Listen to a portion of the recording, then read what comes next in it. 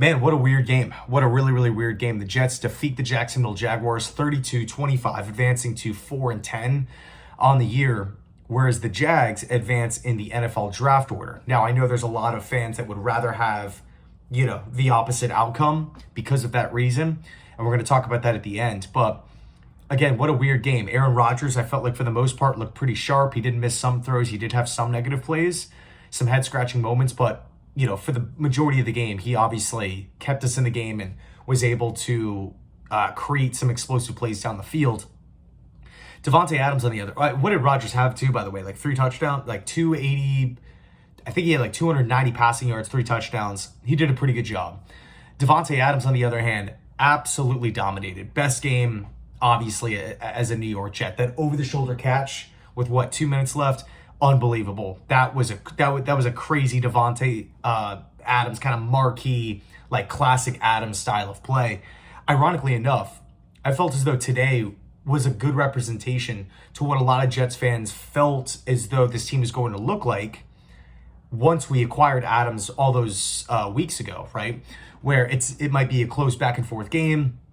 Defense can't stop anything. But in the end, it's Rodgers and Davante's connection that kind of wills them, to victory. So, obviously it's too little too late. The Jets have 4 wins on the season. It's just a damn disgrace. And look, I don't want to sit here and be negative, but you are just, for me, I can't speak for anyone else. I'm watching that game and it is uninspiring throughout the course of the game. Because we're playing Jacksonville, no disrespect to them, just, calling it like it is, just looking at the facts, looking at the record. They're not a very good team. And not only just that, but Trevor Lawrence isn't playing. They're rolling out Mac Jones.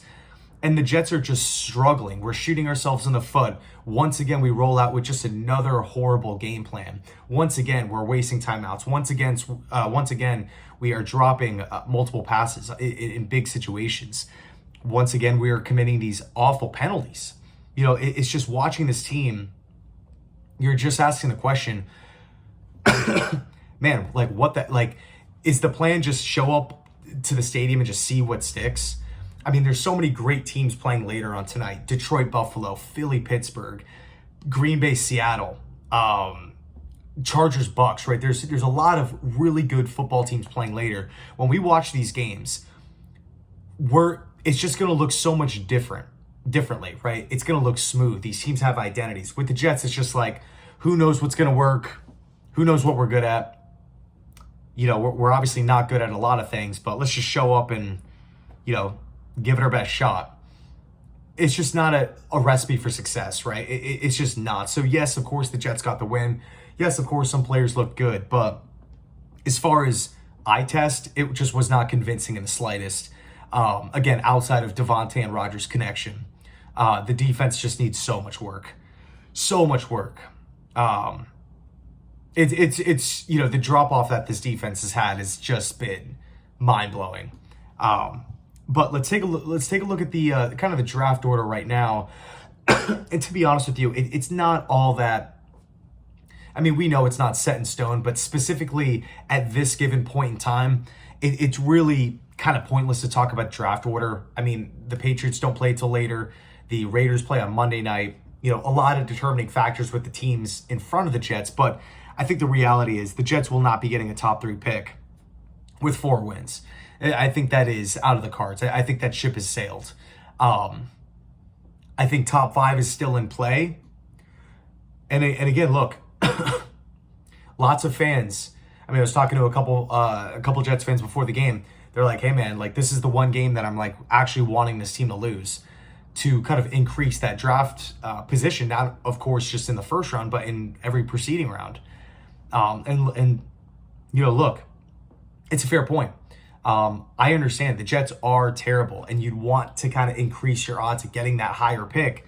But I'll say this, I think the Jets' needs are so clear that, if we finish with the 7th overall pick compared to the 6th pick, or we get pick 9 compared to pick 8, excuse me, still kind of dealing with the sickness, but is that really going to ruin everything? I would say probably not. I think no matter what happens, the Jets get a top 10 pick, and that's pretty good. But I'm thinking tackle, Mason Graham.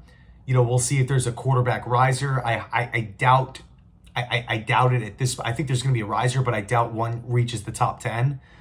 And I think Sanders and Ward probably go top 2. I don't think the Jets have a shot to land Travis Hunter, nor do I necessarily think that he should be the prime number 1 target for the Jets.